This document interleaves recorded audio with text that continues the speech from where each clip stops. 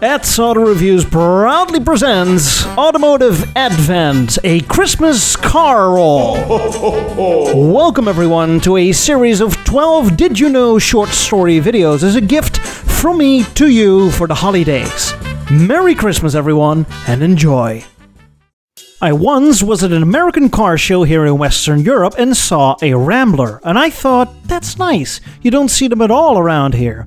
But upon closer inspection, I also found a badge that said Renault on the car, a French car maker. What?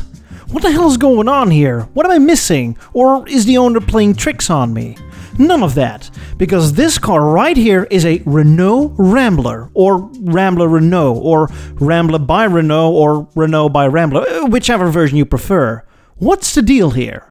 Well, as far back as the early 60s, Renault formed some partnership with the newly formed American Motors, or AMC. Around that time, Renault sold some of its models in the United States, and AMC was looking for a way into Europe.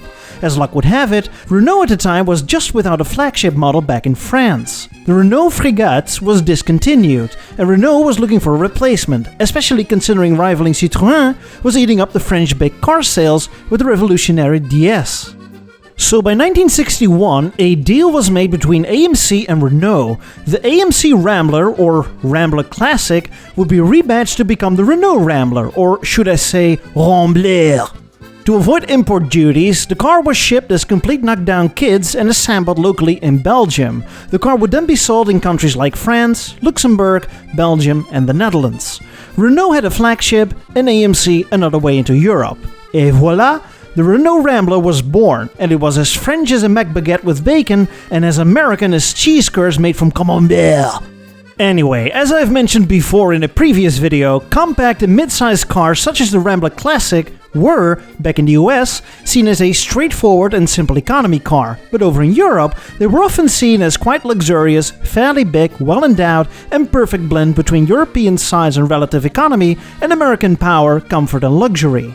And so the Rambler was presented as a luxurious flagship from Renault, even so luxurious that Renault was trying to reach for presidential levels of recognition.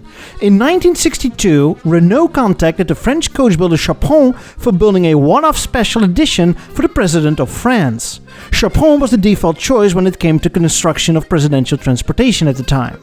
The end result was, very French, to say the least. It has a certain je ne sais quoi that is not loved by everyone. Alas, the president also didn't like it, and I wonder why. Another reason was that the French president loved his Citroëns, and Renault quietly wandered off. The French-American Rambler continued to be sold in Western Europe until 1967. By then, Renault had a top-of-the-range replacement for the Rambler, which would be the 16. The 16 was a lot smaller than the Rambler, weighed less, and had a smaller engine, but suited the European market better. And this pretty much concludes the quick French field trip for AMC. Or is it? See, this was only the French connection, but the Rambler model was also successful in countless other countries and became a legendary model in some far corners of the world.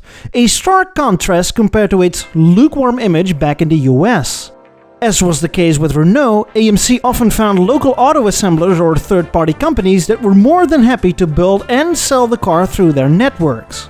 One notable example is Argentina, where not only the Rambler Classic was sold through IKEA dealers, but was eventually joined by a uniquely Argentine car, completely made locally, which was the IKEA Torino, a heavily reworked Rambler American, now with more Italian flair and Argentine looks.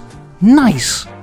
The relationship between Renault and AMC remained a steady one until the late 70s, when struggling AMC formed a renewed partnership with Renault. Now the opposite happened. Only a few AMCs found their way to Europe, but Renault managed to ship quite a few Renault 9s to the US and rebadged them as Renault Alliances and sold them through AMC dealers. Ho, ho, ho, ho.